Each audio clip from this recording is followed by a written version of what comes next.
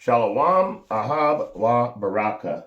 First and foremost, I want to give all praise, honor, and glory to Yahweh, Bahashem, Yahweh Shai, Waharakak and double honors to the elder apostles and the prophets and the teachers over at GMS that have been bringing out the 100% truth for the last 30 plus years, not wavering to the left or to the right, but bringing out righteous, true doctrine. So, with that being said, we're going to get right back into this interview. I really got to go through the whole thing, and my workload at my regular job is pretty demanding. So, we're going to go through a couple minutes. We're going to get into open borders, which they just had, and we're going to take a step back in time to 9/11. So, those are the two things we're going to talk about today in this interview. Let's get it. Judges and get the... Let's go back to 13 minutes. And let's get it. Most Jews don't like to admit it, but our God is Lucifer. Your God is gold. Well, that's what we like, is lots of gold, lots of shekels, some American Express cards. You know, we like to spend, we like to have a good time. We let the goyim do the work, and we have a party. Oh, in other words, free foreign aid, free housing, free food, and you just let the other races be your goyim cattle slaves. Is this correct? That's what they want, so we let it be that. And this is what's coming and planned in this country too, isn't it? The United States. Well, this country here, we're going to brown this country up. We're bringing all the Mexicans and all the Hispanics across the border. They're interbreeding, especially with a lot of the white women, the shiksas as we call them, and they're interbreeding with them. Pretty soon they won't be a white race, soon they'll be all brown. Okay, let's stop right there for a second. There's your open borders right there. He said they're going to open up the borders and grind this country up. Let's get that. All right, let's get this real quick. This is Ezekiel chapter 38, verse 11. Let's go with the King James Version. And they shall say, I will go up to the land of the unwalled villages. I will go to them that are at rest, that dwell safely, all of them dwelling without walls and having neither bars nor gates. They're going to grind this country right up because this is the land of rest, the unfenced cities. Anybody can come in according to this this last president. He opened the borders up, and now this, what this guy said, has come true. Let's continue on. Talking about race, you are a race, Rabbi Finkelstein, but you are a Heinz 57 mongrel race of Asiatic blood. Is this correct? Well, there's Jews everywhere in the world. We interbreed with all the good-looking women in every country we go into. Let me tell you, it's like this. These guys are called, both of these guys, they're both from the same place. I will set Egyptian against Egyptian. Let's get that real quick. Let's get it. Isaiah 19 and verse 2. Let's go to the New Living Translation. It says, I will make Egyptian fight against Egyptian. Brother against brother. You guys are both Caucasus Asians. Because remember, he said he's Asiatic. Caucasus Asians. Caucasians. Caucasus Asians. So they were saying that you're Asiatic because you were in the Caucasus Mountains. You're Caucasoids. In other words, you're cave dwellers. You are the cave dwellers from Asia. Caucasian. Caucasus Asians. Look it up. So, I will make Egyptian fight against Egyptian, brother against brother. You're both Caucasians. You are brothers. Neighbor against neighbor, city against city, province against province. All right, let's keep moving. All the good-looking women, all they care about is we buy them a few diamonds. Not that they're worth anything. We mark that in this... Diamonds are carbon-based. They're worthless. So when you put a diamond under a specific light, it has like no life vibration to it. But you put like the other stones that Yahweh Shai, when he had the Israelites choose stones from the middle of the river, Well, those stones, when you put them under a specific light, I forget what the light is. I'm sorry, guys, about that. But it shows like they glow like they're alive. Isn't that neat? So the guy's telling the truth about diamonds. Diamonds are worthless. They're carbon based.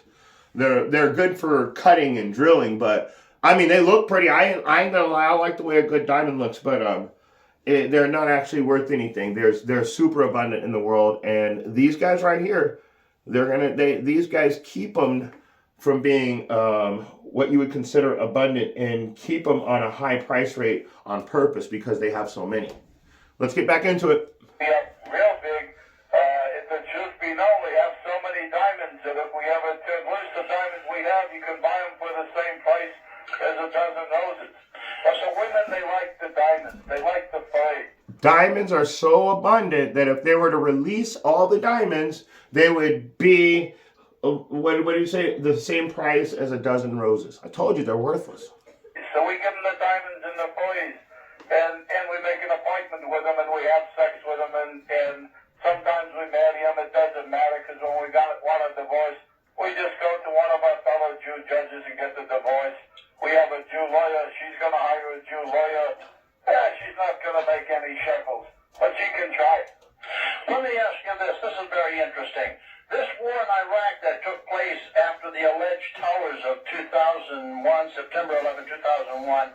Okay, we're getting into 9/11. I want you guys to listen very carefully. In fact, let's get a scripture really quick. I got to get this scripture out really quick. They cannot rest. Wait, Proverbs 4:16, and we're gonna go into King James Version. For they sleep not except they have done mischief, and their sleep is taken away unless they cause someone to fall. Did you hear that? So let's get it in the New Living Translation. For evil people can't sleep until they've done their evil deed for the day. They can't rest until they've caused someone to stumble. So let's go ahead and get into this 9/11. This alleged war, it got very interesting. There were really no Jews in them towers. Can you explain that? Well, spiritually, there were a lot of Jews in the towers. A lot of Jews died in those towers, spiritually. Oh, I see. Well, the 3,000 Jews were not at work that day in those towers. That just gave a lot of people had the impression that the Jewish population out there in New York, was aware that something was going to happen and they didn't show up for work that day. Yeah, we got a call from the Kahilla that Ariel and some of the boys in the Mossad, they got together and they wired up the building and they took them down. It was going to be a hot... Did you hear what he just said, guys? A couple of the boys got together, they wired up the building, and they took it down. And sure, yeah, of course we told our people to not be there that day. Now remember how many people fell in that? You got all kinds of firefighters, all kinds of civilians, all kinds of cops that actually had to lose their life. So these guys could get a few shekels. Let's see. Thing to take them down anyway because we wanted to build some new structures. The buildings were getting old and it was time to bring them down. This way we make some shekels by destroying the building. Old Silverman, who's a good friend of mine there, Larry, you heard him. You heard what he just said.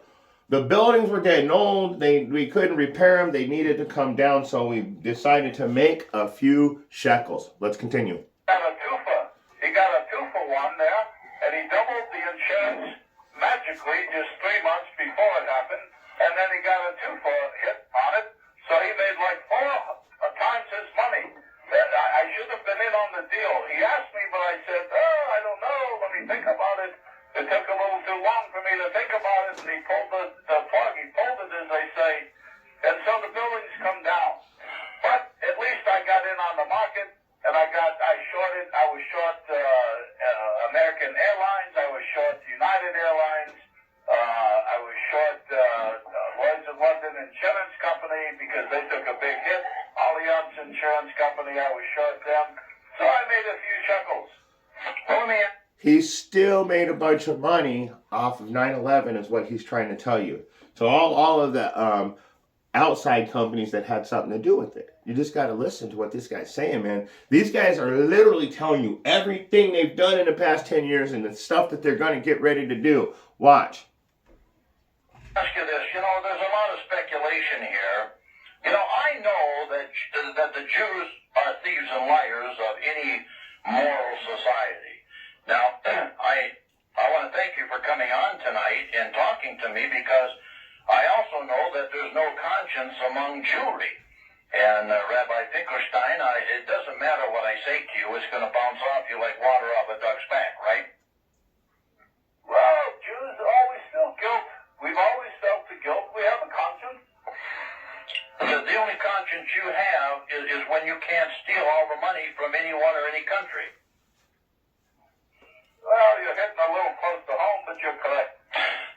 You're hitting a little close to home, but you're correct. He just said you can't sleep unless you're stealing from somebody. So we got to go back to Proverbs 4:16 again. And let's get into the King James Version this time. For they sleep not unless they have done mischief, and their sleep is taken away unless they cause someone to fall. So literally, you hear him saying it. On a lot of food labels, there's a U and a K. And this U and K on all food labels, for example, that are sold in supermarkets, etc., is this a Jewish tax that is paid to rabbis like you all over the United States? Is that another con job at the expense of the goyim, the masses who purchase the product? Well, I didn't get in on that one, but yeah, it's a lot of other rabbi groups. They tax the food, and you could call it a tax. You're entitled to make money where you can make money. If nobody stops you, you make the money. And okay, right there, once again, Micah 2:1. Woe to those who devise iniquity and plot evil on their beds. And at morning's light, they accomplish it because it's in the power of their hands. These guys are able to pull these things off because they have that power. He's saying that we get to tax the people because it's just like because we can. We're that guy. So they're telling you we are the. In fact, let's get that too really quick. I want to get one more though, and I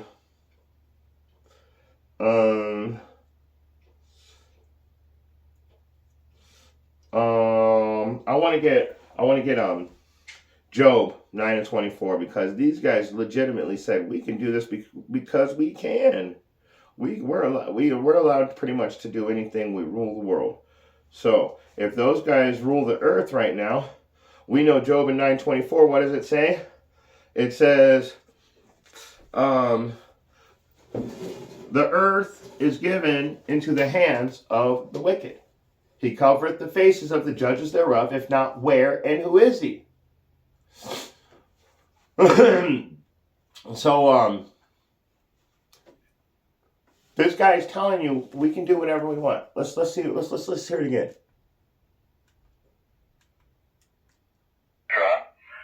Is this a Jewish tax that is paid to rabbis like you all over the United States? Is that another con job at the expense of the goyim, the masses who purchase the product? Well, I didn't get in on that one, but yeah, it's a lot of other rabbi groups. They tax the food, and you could call it a tax. You're entitled to make money where you can make money. If nobody stops you, you make the money. And but the goyim, they're the cattle. The white race out there, they're the goyim, they're the cattle. And so if we want to make money off of feeding our cattle, who's to say that that's wrong? Well, let me ask you, what's the greatest fear of the people that you have in your syndicates, Gog, Rabbi Finkelstein? What is the greatest fear that the Jews in mass are facing on the East Coast?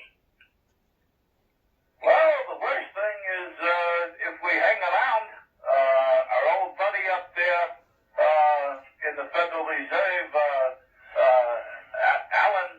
Alan, he's going to pull the plug on this U.S. dollar. And we want to make sure that we're into Swiss francs or into euros or Japanese yen or something before that happens. We'll get the call from the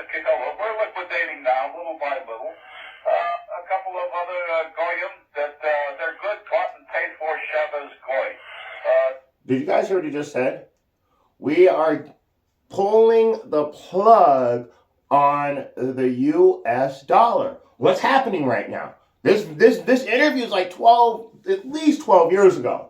I'm showing you guys this because they're doing all of it right now. They're pulling the plug. If they don't rule the earth, who does? How do they get to tax food? How do they get to control what dollars we spend? And they're not ruling the earth? You got to be joking, right? He even tells you Lucifer is our God. We just hate to admit it. I mean, how much more does anyone need to know who these people are that are in our land? The Bill Gates fella from the computer place and the Warren Buffett. Both of them, they got out of U.S. dollars about a year ago or so. We told them, to liquidate and, but we're still hanging on there. So we made a little extra interest since they were out of the market. They got a lot of shekels themselves. I see where you Jews have finally taken over the National Rifle Association. A Jewess by the name of Sandra Proman is now president of the National Rifle Association. Well, yeah, but we took over the NRA a long time ago.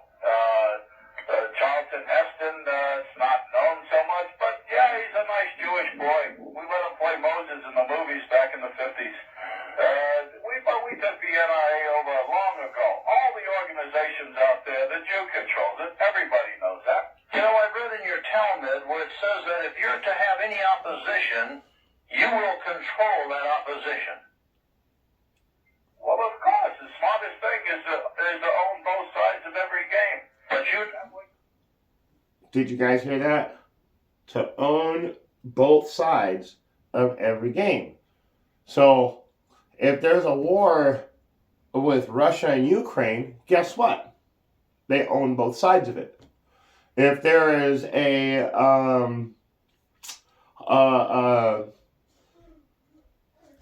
type of fighting going on in the earth, no matter what country it is, these guys are making money. War is money for these guys. They own all of the weapons. You know the outcome. We own the Republicans, we own the Democrats. We got a lot of good Jewish boys on both of them, and the rest of them are good bought and paid for Shabbos goy, and we throw a few shekels into their campaign contributions that we give them, and our Jewish lobby in Israel, and they take the money and they do what we want so that we can make some shekels. Finkelstein is telling you, we are the shadow government. Both sides are bought and paid for. We've got plenty of classes with Trump reading a prayer and everything with the Jewish people. So these guys literally just said, we get the Congress members to lobby. What is lobbying? Where they take money and donations from guys like Finkelstein. And what guys like Finkelstein do is say, hey, we'll give you this money, but you've got to do this, you've got to do that. And they go, oh, yeah, well, of course, just let me get that money. And so they get the money, and then now they have to follow the instructions of this shadow government, which is now part of Abraham Finkelstein has said, he literally just admitted that he's part of that. Nobody stops it. Who's to say we shouldn't be doing it? Don't you wish you could do it? You're not doing it. We're doing it. Yeah, but you're thieves and liars. You're all thieves and liars, just like it says in St. John 8:44. But you see, Rabbi Finkelstein, you don't own me, and you don't control me, and you don't control the racial identity movement in this country, who really understands to a varying degree of what you people are and what you've done. Well, that's true. You're one of those goyim out there that we don't control. But I'll tell you a little something else. We all respect you for what you do, because at least you stand up for your race. But the rest of them out there, they're all a bunch of cowards, all the white race goyim, all the men. The most of them these days, they carry places and they wear earrings. No the white girls come to us, all the shiksas. You know, I had a conversation here not long ago with an individual, and I got into the feminist homosexual agenda in the United States, and I told them that actually the sexist homosexual agenda was actually created and funded by Jewry, by the Jews of the United States. Well, you want to discuss on that? Before he discusses that, did you see that? Turning all of the so-called people, men and women, gay. That's population control also. And they show it to you. I mean, if you ever saw, if anybody, all my brothers, I know somebody out there has to watch the Boondocks. It's a cartoon. And it has John Witherspoon as grandpa and, you know, so on and so forth. But in the Boondocks, Riley, one of the little brothers, was listening to the rap music. And in the rap game, it was the thug and loving. That is disgusting. But it was how all the rappers are gay. So and guess who runs the rap industry? Guys like Finkelstein. They own all that. And we all know that the Amalek, the Jewish, own the music industry. I mean, that's not like some kind of big secret. That's not a conspiracy theory. That's factual. And they're the ones, just like you said, hey, I give them a little shekels, and then they do what we say. So the same thing they're doing for the Congress members. They're giving them money and telling them what to do. They're doing the same thing in the entertainment industry, is what I'm trying to say. So when you watch that episode of Boondocks, by the end of the episode, Riley's wearing a mini skirt with a blouse and carrying a purse, saying, "This is the new thug look." Let's keep it going. Now let's see what he says about this gay agenda that they created. Yeah, we got that going back in the early 1900s. The women's rights movement. We started off. See, when you gotta have a game and you got a bigger goal, you can't go in like a Sherman tank going through something. You gotta start a little small. And so we said, hey, how about you get equal pay for equal work? And women have the right to vote.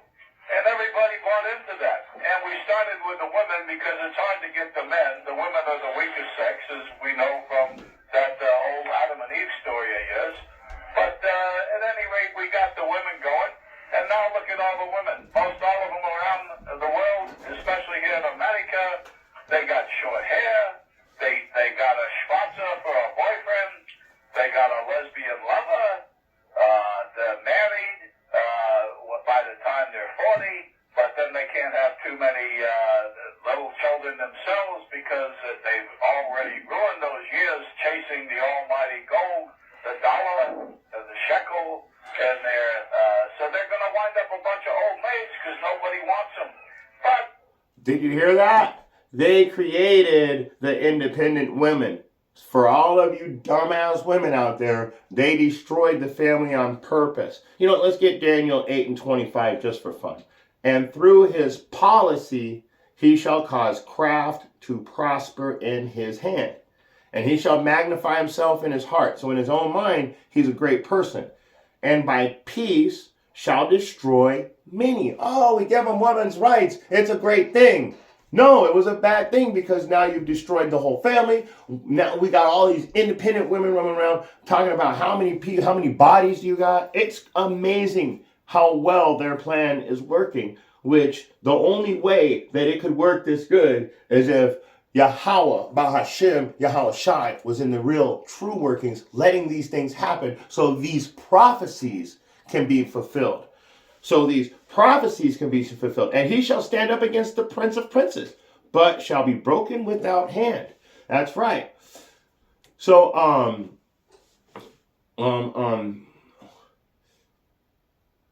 got another one too. But he, like I was saying, these guys created this whole thing. This is all a fable. They created women's rights because they wanted to destroy the family. The further the family is destroyed, the easier it is to control the people. Like you said, we'll go after the women first, and they did that, and now they're going after the men. So you got women thinking they're men and men thinking they're women at this time. So they've accomplished their goal. So their skirts been lifted. I can see their secret parts. And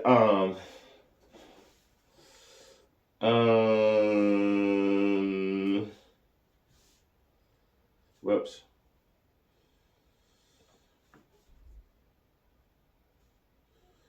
Let me get it real quick. Sorry.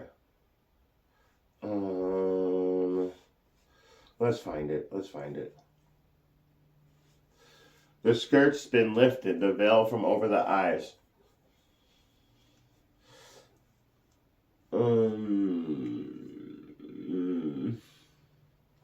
Nope.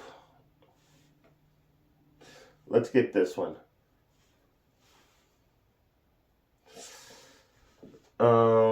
Yep, that's where it is. All right, Isaiah 47:2.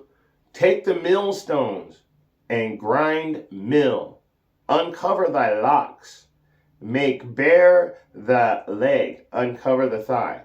Pass over. No, that's not the right one. I'm sorry. That's not the right one.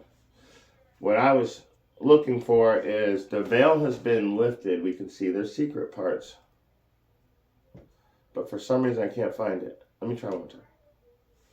The veil has been lifted. We can see their secret parts. I think I found it.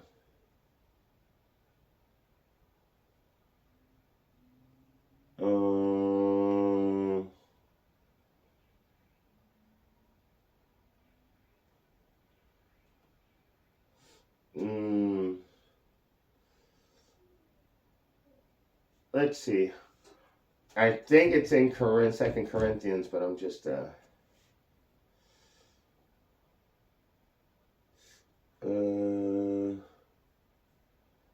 there's one thing okay, let's just forget about it. So the veil's been lifted. We can see their secret parts, and really that's just going into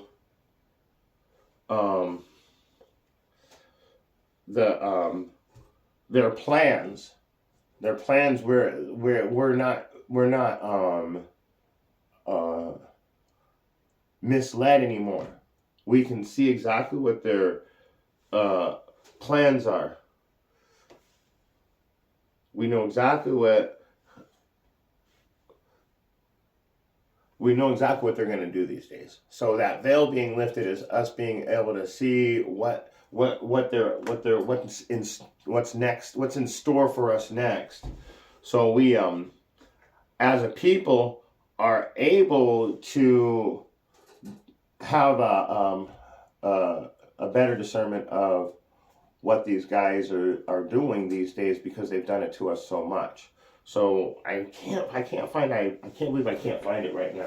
I can't remember where the verse is, but with the veil being lifted and being able to see their secret parts, it's really going into knowing what their plans are. Let's go back into it.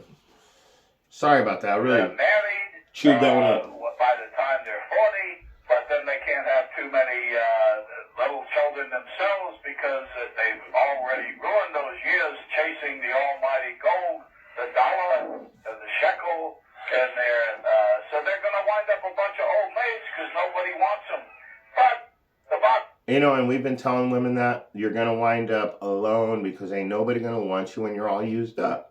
And then one of these women, they be acting like they're still 19, 20 out there. I need me a man with 6 figures, this, that. She's all nasty, and her body's all dilapidated, and she has kids already, and she's out there trying to be that independent woman. So we got 2 different types of independent women. Women that going after money, and then women that be just jumping around from man to man trying to take his money. Mine is that the real good-looking ones, we take them to Hollywood that we own, and we make them big. I told you they own the entertainment industry, and he said, we take them to Hollywood that we own. You guys got to listen to this interview.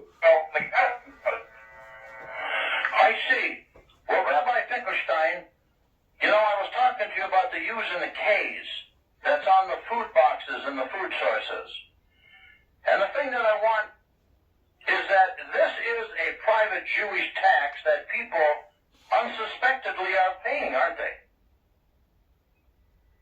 Well, some know, some don't, but they better pay, because if they don't pay, they don't get the item. And the rabbis need to make some shekels too. You know, I was talking to a person who journeyed over to... You remember when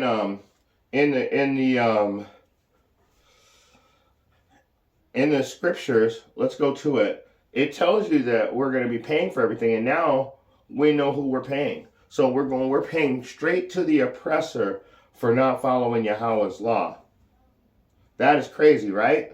That's crazy. We're literally we're subjected unto our oppressor to payment because we didn't follow Yahweh's law. So this is all prophecy being fulfilled. And this is Baruch 3:8. Behold, we are yet this day in our captivity. Remember, we're the goyim, we're the sheep. We work, they party. Where thou hast scattered us for a reproach and a curse. So we got to repay him, and we're cursed. And this is the guy that's running the curse. Well, him and all of his people, his nation. And to be subject to payments. So let me read it without chewing it up. Behold, we are yet this day in our captivity, where thou hast scattered us for a reproach and a curse, and to be subject to payments. You see that? According to the iniquities of our fathers, which departed from Yahweh Bahashem, Yahweh Shai. So you got to understand, this guy isn't in this top position because these people were so smart and great. It's because Yahweh Bahashem, Yahweh Shai is allowing this to happen to fulfill these prophecies. But if you read verse 7, you'll know that we're going to be calling out to the Most High during this time too. So let me get verse 7 also. Let me back up one. And for this cause, thou hast put thy fear in our hearts. So he put the truth back in our minds, to the intent that we should call upon thy name and praise thee in our captivity. We're captives. We're still praising the Most High. We don't care anymore. We've been through it all. Okay? Praise thee in our captivity, for we have called to mind that all the iniquities of our forefathers that have sinned before us. So we understand that we were going off at some point. We understand this now. So for this cause, thou hast put the laws back in our minds, to the intent that we're calling upon his name in this captivity. So you guys they've successfully fulfilled their plans against us, and you can tell just by how smug Abraham Finkelstein is. Let's keep going. Israelite. And the United States has always been known as the land of milk and honey. They say over there, the United States is a land of milk and money. Would you like to relate to that? Well, what can I say? What can I say? A lot of people here in America, they still keep screaming about these 55 guys that they say formed the country a couple of hundred years ago. But the bottom line is that the Jews formed the country. We came over here, 1492. Wait, listen. Now we're going to get into Columbus, or Cristobal Colon. You guys call him Christopher Columbus. 1492. I told you Cristobal Colon was Jewish. Now listen to this. This is an important part too. I should just break this off into a whole different class, but I'm not. I'm going to go ahead and let it play. It was that terrible year that we got kicked out of Spain, and Columbus, who was a Jew, found it out to take us over here. We were going to set up in Rio, and then we decided to go to New York, because New York has a little bit better weather, not so many mosquitoes. It was a little bit better. So we set up in New York, and we make the money. I was going to ask you, this war in Iraq, there's a lot of Jew money invested in this war, isn't there? Well, we have all the ammunition companies, we have all the aircraft companies, all the gun manufacturers, all the supplies. I just told you this 5 minutes ago. They own all of the weapons. Now he's admitting that too. There ain't nothing that this guy is going to say that we don't already know. But he is confirming that we're not going off, we're not crazy, we're not conspiracy theorists, but everything that we teach, this dude saying, yep, we did it. We're doing it. In your face. We can do it, you can't. That shows that the world was given into the hands of the wicked. Well, now you know what the wicked looks like. Making a lot of money. And George Bush is a good goyim. He borrows it right from the Federal Reserve. And then he has to tax the people to pay back the interest. Because the most important part of a loan is the interest. You must pay back the interest. We're not concerned with the principal, but the interest has to keep going on. And we've done pretty well with Iraq so far. We've got about $300 billion or so. And we've done pretty well with Iraq so far. Why? Because they own all the weaponry. So this is during the Iraq war, and they're in it right now making money. Well, during this time, they were making money while he was doing the interview. But this war here is going to go on for another 30 years. As George said, we told him to keep it quiet and shut up and don't act like a big shot. But he kept talking. And so, but this war is going to go on for another 30 years. We're going to go into maybe 60 countries or so. We're going to be drafting all the goyim here soon. The men, the women, they don't want to. What did they just tell you? That we're going to introduce the draft. What did he just say? And women. And you women want to be out there until you're out there. And then you're going to find out you ain't no man. This dude is telling you, so many years ago, this guy said this.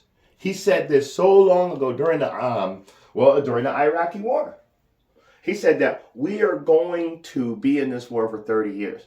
We've been fighting over there ever since. We put garrisons in every country we're going to. That is a base. And yes, we do operations that aren't televised, that aren't put in the news. So he's saying everything that they're doing. But anyway, you're going to get drafted. Now, what are they getting ready to do? They're getting ready to reintroduce the draft. This guy ain't lying. This guy's telling you everything they're going to do. And have families anyway. They're going to have a career. That's a nice, exciting thing for a woman to put on a green suit and go over there and shoot people and get shot at. Must be exciting to them. So, we're making a lot of money.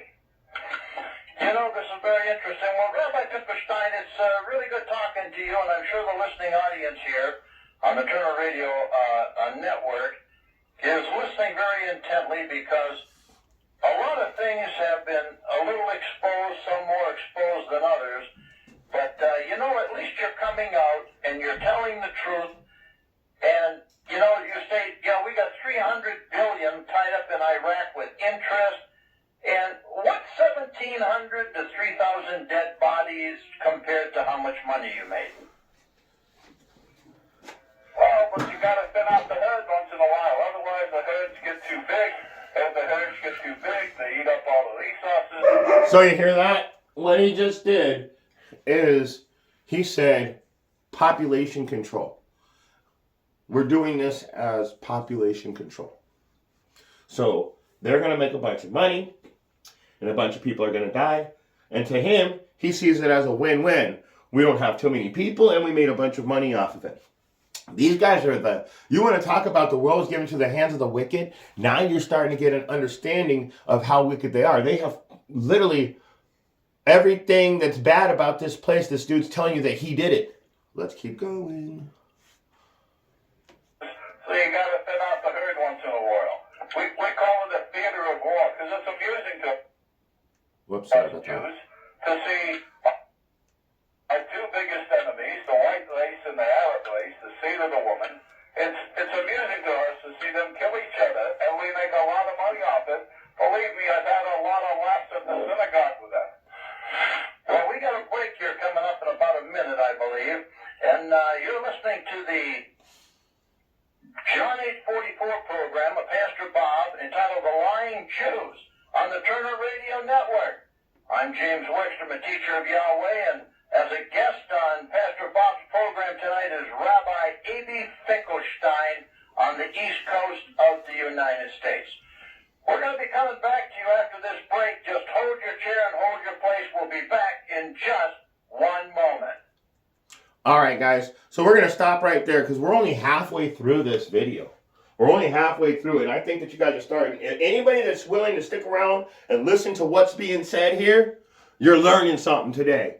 You're confirming something today. You know who's doing all this stuff. So I'm going to stop right there, and I am going to pick this back up, and I am going to finish this video, keep going through it some more. But for right now, I think we've seen enough for this episode. So with that being said, if you got eyes to see and ears to hear, I hope you got something out of this message. Shalom.